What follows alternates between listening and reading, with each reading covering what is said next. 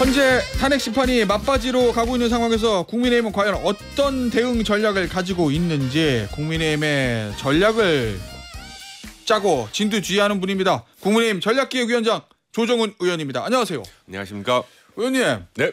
어제 오랜만에 언론에 등장한 분이 계십니다. 전당대회 이후에 거의 처음 등장인데 원희룡 전 장관이 기자회견 열었어요. 헌재 규탄하는 내용에. 네. 근데 의원님이 같이 자리를 하셨더라고요. 이거 뭐 정론관을 잡아주기 위해서 현역 의원이 있어야 소통관이죠. 소통관 예약이 되니까 그것 때문에 그런 겁니까? 아니면 다른 이유가 있습니까? 네, 뭐 소통관을 잡아드리기 위해서 제가 같이 서 있었던 거고 예. 이제는 규정이 바뀌어서 그냥 이름만 빌려드리면 안 되고 기자회견 시작부터 끝까지 함께 있어야 됩니다. 아 그래요? 예. 옛날에는 이름만 빌려주고 그냥 그랬는데. 그렇습니다. 또 내용도 예. 어제 연락이 오셔서 엊그제죠. 연락이 예. 오셔서 네, 기자회견을 좀 잡아달라 하시길래 예. 내용이 뭘까요? 그랬더니 헌재의 공정성 이런 거 좀 제가 강하게 고발하고 싶다. 예. 제가 그랬습니다. 제 생각도 같습니다. 지금 헌재가 심판복 입고 예. 한 팀을 노골적으로 응원하는 것 같습니다. 예. 저 심판복 속에 지금 경기하고 있는 한 팀의 유니폼을 입고 있는 게 아닌가 싶을 정도로 많은 국민이 걱정하는데 예. 이 얘기해 주신다면 저 기꺼이 뭐 소통관 예약해드리겠습니다 해서 했습니다.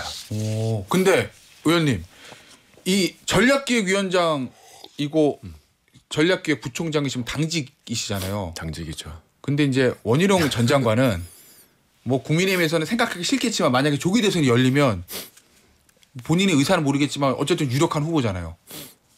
그것도 이제 친윤 진영에. 뭐 근데 이제 첫 행보를 당직자인 전략기획 부총장과 같이 했다는 게 뭔가 해석을 좀 나올 수 있을 것 같기도 해서. 아니면 제가 너무 관심을 가지는 겁니까? 제가 정치를 되게 단순하게 하는 것 같아요. 그렇게 기자회견 하고 나니까 이제는 제가 친원계 아니냐 뭐 이러시는데 예. 아닙니다. 그런 거 아니고 예. 아까 말씀하신 거에 그 가정도 동의하지 어렵고 가정이라는 거 조기 대선 열리지 않을 거다. 네, 조기 대선 없다. 예. 그리고 그 이후에도 뭐 그래서 지금 조기 대선을 준비한다는 당의 움직임에 대해서 전 전혀 동의하지 않습니다. 제가 계속 말씀드리지만 예. 그런 움직임이 없기 때문에 없는 거다.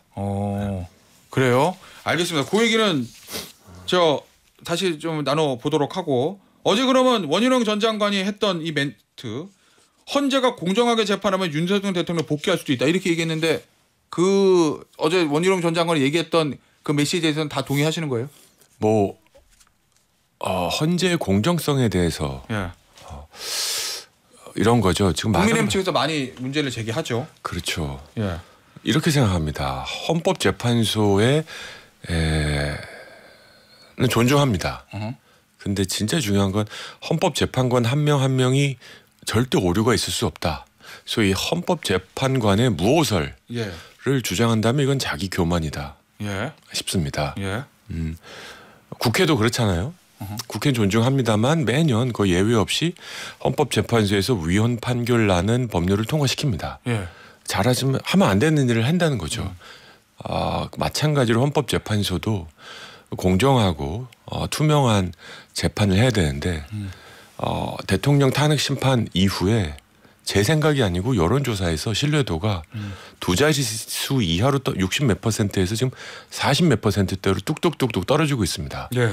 하면 할수록 신뢰도를 잃어가고 있는 헌법재판소의 대통령 탄핵 심판이다.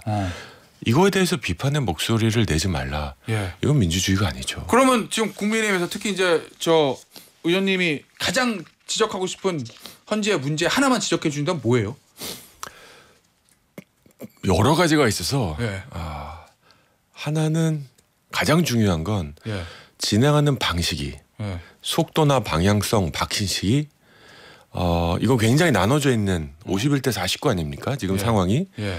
근데 이 한쪽 진영에 굉장히 많은 국민들 한두 명이 아닌 국민들에게 헌재가 편파적이다. 예. 라는 지금 인식을 강하게 매번 주고 있는데 예. 헌재는 마치 나는 이런 거에 대해서 초연한 사람이다. 초연한 조직이다. 예. 명심하십시오. 헌재는 임명된 권력입니다. 선출된 권력이 아닙니다. 예. 따라서 법과 양심에 따라 판단하지만 그 양심에 본인이 아니라 국민이 있어야 된다라는 거 명심하시길 바랍니다. 자, 어제 이제 권성동 원내대표하고 지도부도 헌재 항의 방문했습니다. 예, 정치적 편향성을 드러냈다. 아마 두 번째로 방문을 한 건데 그러면 이 상황에서 지금 재판이 진행이 되고 지금 스케줄로 뭐 3월 중순쯤에 결론이 날 것 같다라는 관측들이 있는데 봐야 알겠지만 만약에 거기서 국민의힘이 원하지 않는 대통령 파면 탄핵 인용 결정이 만약에 난다고 하면 그러면 헌재 결정을 믿을 수 없다. 왜냐하면 우리가 지적했듯이 계속 편향성을 지적했는데 한 번도 고쳐지지 않았으니까 이 흐름으로 가는 겁니까? 아니죠. 뭐 그건 아니에요. 그걸 예단하진 않고요. 예.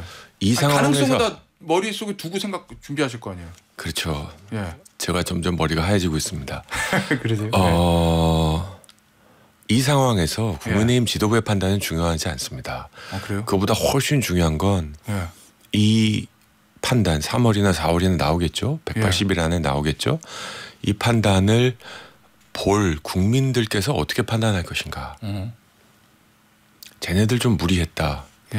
저 판단이 맞지라는 압도적 다수가 나오지 않으면 대한민국은 대혼란에 빠질 겁니다. 어떤 결과가 나와도 인용이든 기각이든 국민 대다수가 그래 저건 맞지. 보편 타당하지. 절차도 맞았지. 저 정도면 우리가 수용해야지. 마음에 들지 않지만 그래도 다음으로 나가자. 이런 여론이 압도적인 여론이 형성되지 않으면 국민의힘이 어떻게 감당하냐의 문제가 아닐 것이다. 헌재는 이거에 대한 올곧이 책임을 져야 될 것이다. 자, 그러면 지금 만약에 뭐 탄핵이 뭐 인용되면 이제 기각되면 국민의힘은 회피한 건데 회피한다. 인용되면 그럼 말씀하신 대로라면 윤석열 대통령 지지자들은 강하게 반발할 거란 그런 말씀이시잖아요. 그럴 가능성이 없을까요? 예, 그죠. 그러면은 그 상황에서 국민의힘은 어떤 입장을 취해야 된다고 보세요? 거기 올라타야 됩니까? 아니면 뭐 지금은 어떤 입장도 없고요. 결국은 없어요? 저희도 당원과 지지자들의 마음이 어떤지에 따라 움직이지 않을까. 아니 민주정당인데 당원의 뜻대로 아니할 수 있는 정당이 있습니까? 그러니까 당원과 지지자들이 이걸 어떻게 보는지 그것을 저희가 반영하는 게 국회의원의 역할이고 또 국회의원들을 대표한 지도부의 역할입니다. 그래서 그 지도부도 국회의원도 섬에 사는 사람들이 아니기 때문에 당원과 지지자들의 생각이 어떻냐 이것에 따라 움직일 것이다. 얼마 전에 이 얘기 좀 들어볼게요. 조선일보의 김대중 칼럼, 오래된 김영 칼럼이잖아요. 거기 이렇게 썼더라고요. 보수층은 윤석열 대통령 탄핵에는 반대하면서도 그가 복귀해 나라를 제대로 이끌어갈 수 있을까에는 회의하고 있다. 뭐 이렇게 그러면 이 얘기는 탄핵이 국민의힘과 대통령이 바라는 대로 기각이 되더라도 대통령이 지금 구속된 상태에서 내란죄 재판을 받고 있는데 이거 국정 운영에 동력이 있겠느냐. 야당은 또 계속 반대할 거고 이 부분을 지적하거든요. 이런 부분에 대한 혹시 고려는 좀 하고 계십니까? 당에서? 전략기획위원 가정법입니다. 당연히 다 가져오죠. 결론 안. 만약에 기각이 돼서 돌아오시면 탄핵이 되기 전에 윤석열과는 다른 윤석열일 것이다. 저는 거의 확신합니다. 그래요? 이렇게 정말 한 인간이 예상하기도 어려운 짐작하기도 어려운 큰 충격과 이걸 겪고 오신 분으로서 정말로 이제는 국가와 국민들에게 무슨 정치가 필요할지 고민하실 것이다. 저는 만약에 기각이 되면 민주당이 이걸 어떻게 수용할까? 또 그냥 국회 버리고 밖으로 뛰쳐나가지 않을까?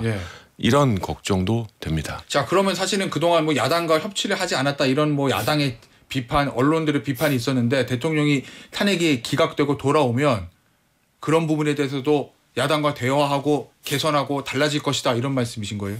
우리 당원과 지지자들이 원하는 방향이 그 방향이라면 우리 윤석열 대통령은 당연히 그 방향으로 손을 내밀 것입니다. 그 손을 잡을지는 확신이 없습니다. 뭐 당원과 지지자들이 그리고 국민들이 원하는 방향으로 정치를 하고 싶지 않은 정치인은 없을 것입니다. 그리고 윤 대통령께서도 뭐 탄핵에 그러니까 계엄에 동의하지 않지만 왜 계엄을 할 수밖에 없었는지에 대한 여러 가지 말씀을 하실 때 그 부분에 대해서는 상당 부분 국민들이 공감한 게 있다. 그리고 2030 청년들이 그 얘기를 듣고 뭐 여러 가지가 더 겹쳤지만 튀어나온 거다라는 생각이 듭니다. 알겠습니다. 의원님 저 얼마 전에 한 인터뷰에서도 말씀하셨던 것과 앞서도 이제 잠시 언급을 주셨는데 내가 있는 한 조기 대선 준비는 없다. 그런데요, 이게 헌재 결정이 어떻게 나올지는 아무도 모르는 거잖아요. 당연히 국민의힘에서 기대하는 건 있겠지, 기각을 기대하시겠지만, 근데 전략을 준비하시면 원치 않은 결과가 나올 수 있는 거 대비해야 되는 거 아니에요? 네, 대비하기 때문에 조기 대선은 없습니다. 예? 그게 어떤 말이에요? 무슨 뜻이에요? 네, 저는 뭐 조기 대선을 준비한다 만다라는 그 언급 자체, 예. 그리고 그런 행위 자체, 저는 뭐 지금으로선 절대 바람직하지 않다라고 생각합니다. 그래요? 아까 물밑 아니 왜냐면 이재명 대표는 여론조사도 앞서가는데 뭐 우클릭 한다고 막 지금 준비하는데 그러면은 손 놓고 있다가 내일 모레 탄핵 인용 그러면 그때부터 60일이잖아요. 언제 후보 선출하고 언제 본선 뛰고 불리한 판을 이재명 미리 준비해야 되는 거 아니에요? 혹시? 이재명 대표가 언론인가요? 무슨 회의에서 한마디 한 적이 있죠. 네. 야당 발목 잡는 여당 처음 본다. 저는 이재명 대표가 벌써 대통령 됐다라는 마음으로 살고 있다 생각해요. 예. 이번 주에 있었던 연설 교섭단체 연설에서도 드러난 것 같고요. 예. 계엄 이후 한 2달 되나요 지금? 대한민국을 이끄는 건 민주당이죠. 예. 저희가 야당이죠. 할 수 있는 게 뭐가 있습니까 지금? 민주당은 이미 대통령 선거 이겼다라는 예. 그런 교만한 마음으로 지금 하루하루 진행하고 있는데요. 예. 두고 보십시오. 그런 교만한 가설들 예. 현실화되지 않을 겁니다. 그러면은 만약에 탄핵이 인용되면 뭐 대통령과 관계 설정 어떻게 할 건지 강성 지지층 관계 설정 어떻게 할 건지 조기 대선 판을 어떻게 짤 건지에 대한 아예 준비 안 하고 계시다. 네. 전혀 준비하고 있지 않고 예. 제 머릿속에 부족한 제 머릿속에 무슨 생각이 있는지가 중요한 게 아니라 예. 당원과 지지자들이 무슨 생각을 하느냐. 아 그럼 그때 막 그 상황이 왔을 때 그 상황에서 지금 이렇게 불공정한 헌재의 재판이 계속될 것이냐. 예. 아니면 헌재가 지금이라도 뉘우쳐서 뭐 여러 가지로 예. 공정한 재판을 위해서 수정을 할 것이냐. 뭐 여러 가지 것들이 필요합니다. 그래서 그냥 기각이면 이렇고 인용이면 이렇다 이런 단순한 논리가 지금 아니다. 그리고 가장 중요한 건 민주정당이기 때문에 예. 수십만 적지 않은 당원을 보유하고 있는 정당이라 당원과 지지자들의 뜻에 반한 행동을 우리는 할 수 없습니다. 그러면은 만약에 국민이 원하지 않는 결과가 나오면 그때 당원들과 지지자들의 뜻을 보고 움직일 것이다. 뭐 이런 취지이신 것 같아요. 당연하죠. 알겠습니다. 자, 의원님, 이재명 대표 앞서 언급을 해주셨으니까 이걸 질문을 드려보죠. 교섭단체 대표연설에서 주 4일째 얘기했거든요. 이거 예전에 의원님도 한번 얼핏 얘기하시지 않으셨어요? 예전에? 그 정도가 아니죠. 네. 제가 주사일제 제일 먼저 시작한 정치인입니다. 대한민국 의원들 중에서 2020년 따져보시면. 예, 자 그러면 근데 억울하게 정치권에는 그 저작권이란 게 없어요. 그냥 낼름 훔쳐가도 예. 누가 먼저 얘기한 거 주장한 건데라는 얘기하는 정치인이 없습니다. 자 그러면 의원님이 2020년에 제일 처음에 주장했던 주 4일제를 아마 당시에 비판을 받았을 것 같아요. 제 느낌에. 그런데 지금 이재명 대표가 제안했거든요. 그럼 이재명 대표 이 제안을 환영하십니까? 아니면은 아닙니까? 저는 격하게 화가 납니다. 왜요? 결과는 똑같잖아요. 아니요. 주사일제를 정치적으로 완전히 오염시켰다고 생각해요. 그래요? 네. 주사일제 그 쉬운 거 아닙니다. 그렇죠. 주 6일제에서 주 5일제일 때 우리 앵커님도 뭐 학교 토요일도 다녀오셨고 퐁당퐁당 놀토 맞아요. 긴 기간 동안에 많은 논란이 있어서 간신히 정착한 겁니다. 주 5일제에서 주 4일제가 그렇게 쉽게 하루아침에 된다? 생각이 짧은 거 아니면 모르는 거죠. 이렇게 막 던지고 또 마침 주 52시간 그 반도체 특별법 왜? 여기서 논란이 되니까 이거를 그냥 넘어가는 방법으로 주사일제 던진 거거든요. 그 이재명 대표의 이런 참을 수 없는 가벼운 실용주의의 주사일제가 희생됐다 생각합니다. 저는 공개적으로 한번 물어보고 싶습니다. 저랑 한번 토론해 봅시다. 주사일제 관련. 저는 지금 5년 이상 고민하고 있고 세계 많은 사례들 고민하고 있고 어떤 순서대로 어떻게 해야 부작용을 최소화할 수 있을지. 부작용이 있다는 걸 전제하에 여러 가지로 반대하시는 분들 적지 않잖아요. 뭐 그렇죠. 소상공인들 어떻게 할 건지 다 고민하고 저는 다 생각이 있습니다. 이재명 대표 한 번이라도 그런 생각 해봤는지 52시간 예외의 큰 반대는 주사일제. 이건 좀 인기 있었고 이거는 지금 하다 보니까 안 돼. 막 그냥 이런 게 생각나요. 박근혜 대통령한테 존경하는 박근혜 대통령에 대해 진짜 존경하는 줄 안다. 그러니까 막 던져보는 것 같아요. 그래서 저는 우리 노동의 굉장히 중요한 의제인 노동의 생산성을 높이면서 노동 시간을 줄이는 이 주사일제와 같은 담론을 이렇게 정치적으로 한 방에 오염시킬 수 있다는 거 무책임하다 생각하고요. 예. 제 말이 틀렸다면 어떤 장소로도 좋으니 예. 제가 그 방에 찾아가도 좋으니 오. 저랑 한번 토론해 보시죠. 예. 저는 우리 당에서 주사일제 비판적으로는 입장인 거 알고 있습니다. 예.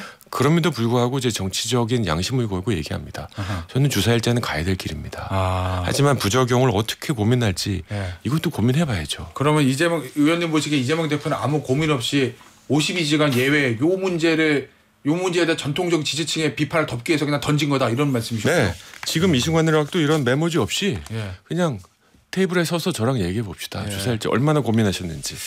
알겠습니다. 정말 이건 제가 화가 납니다. 예, 알겠습니다. 아 이거 저 원래 화 잘 안 내잖아요, 그렇죠? 그렇죠. 예. 이거 저희 프로에서 이거 토론이 성사되면 좋겠네요. 저 앞에 나오시면 예. 제가 진짜 예. 다 받을 수 있습니다. 알겠습니다. 네. 자 마지막으로 이 명태균 특검법을 이제 올라가면 만약에 재의결 절차까지 갈 가능성이 높아 보이는데 국민의힘에서 이탈표를 기대하는 것 아니냐 민주당에서 뭐 이런 관측도 있던데 어떻게 보세요? 민주당 제일 잘하는 게 요새 뭐 탄핵 특검 해임이니까 예. 그 시리즈 또 쓰는 것 같습니다. 그러니까 기존에 있는 뭐 그럼 내란 특검은 이제 끝난 겁니까? 뭐 예. 김건희 여사 특검은 끝난 겁니까? 예. 하여튼 특검 이 22대 국회는 특검으로 시작해서 특검으로 끝내고 싶은 것 같은데 예. 이러면 안 됩니다. 그리고 명태균 특검을 통해서 저희 국민의힘을 좀 흔들어 보겠다. 예. 또 뭐 언론에 의하면 몇몇 소위 유력한 정치인이 걸려 있는 것 같으니까 예. 흔들어 보겠다라는 아하. 아주 얄팍한 전략인데요. 예. 흔들리지 않습니다. 어. 저는 명태균이든 무슨 태균이든 정치 브로커 반대합니다. 예. 민주당에도 있지 않을까 하는 생각도 합니다만 우리 국민들의 기대 수준에 맞게 정치 더 깨끗하게 만들어야 됩니다. 불법을 저지른 사람이 있으면 처벌받아야 됩니다. 예. 동의합니다. 하지만 기존의 수사를 지켜보자. 예. 그리고 수사에서 미진한 게 있으면 특검 갈 수 있죠. 근데 수사 결과 지금 나오지도 않았잖아요. 예. 근데 그냥 검찰 믿을 수 없어. 검찰은 우리가 움직이는 공수처처럼 우리 마음대로 안 움직여. 예. 뭐 이거 아닙니까? 예. 이건 아니다. 알겠습니다. 자 오늘 인터뷰 여기서 마무리하도록 할게요. 지금까지 국민의힘의 조정훈 의원이었습니다. 의원 감사합니다. 감사합니다.